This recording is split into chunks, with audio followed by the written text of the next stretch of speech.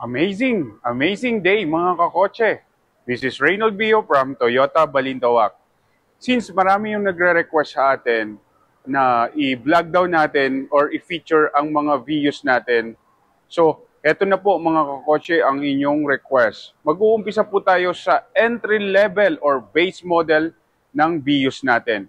Ayan, yung nakikita nyo sa likod ko, yung color silver metallic, yan po yung Vios 1.3J manual. Ayan mga kakotse, halika samahan nyo ako. Mabilisan lang to mga kakotse because ang Vios natin na 1.3J, napaka-basic na basic lang po mga kakotse. It means you ride and go. Yan mga kakotse. Yan. Oh. Ang unit price pala ng Vios 1.3J manual natin is nasa 732. May 42,000 difference kumpara sa Vios XE na automatic natin. Di ba mga kakotse? Lahat po ng Vios natin magkaka-same size lang po siya. Mapa-length, width, and height.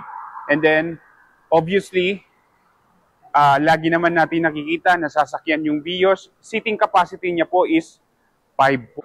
The engine, meron siyang 5-speed manual, 1.3. Tapos yung max output niya po is nasa 99 and then the torque or the pulling power is nasa 123 mga kakotse. Then yung tires niya po, mapapansin nyo dito, ayan.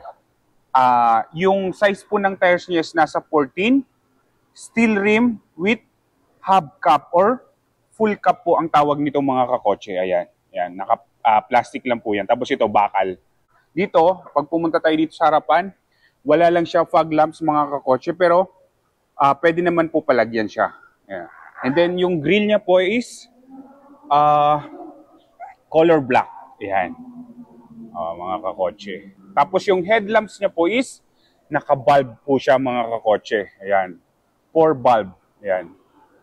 Ayan mga kakotse. Halika, samahan niyo ako dito. Punta tayo sa rear. And then the side mirror po is color black. Same sa XE automatic. Then, the door handle is also colored black.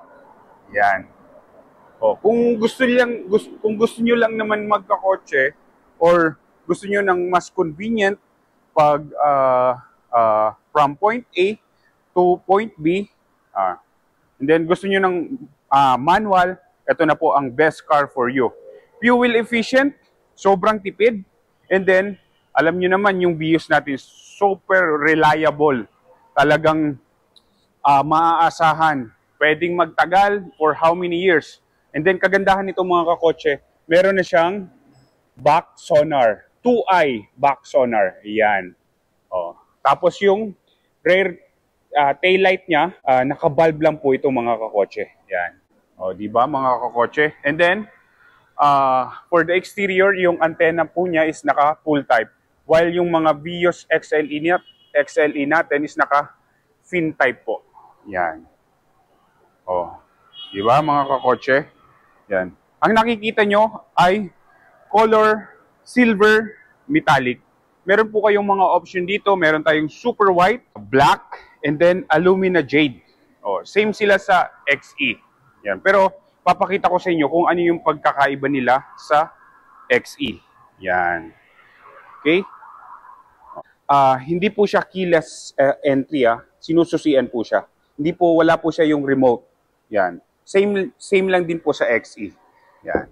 Okay? Pero ang kagandahan nito mga kakotse, powered na po. Ayan. And then, meron na siyang central lock.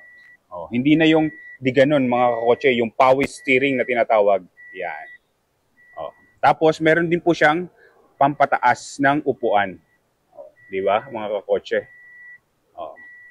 Yung seat material niya is fabric, mga kakotse.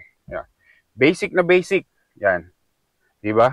Sabi nga nila, less electronics, much better. Walang komplikasyon. Sasakyan mo na lang and then, pag sakay mo, then you go. Madadala ka kaagad kung saan mo gustong pumunta na destination. Yan. Mga kakotse. Yung aircon niya po is manual. Tapos yung infotainment niya is naka 2 din po. Yan. Hindi po siya touchscreen.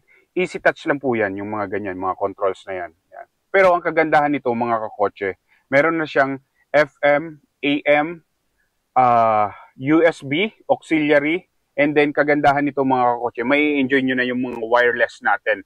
Like, naka-Bluetooth po siya mga kakotse. So, pwede kang mag-Spotify, iTunes Music, and then YouTube Music po mga kakotse. O, diba? O, seating capacity is 5.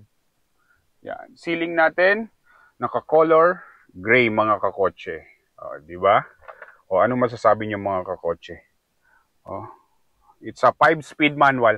Wala lang po controls dito yung steering natin.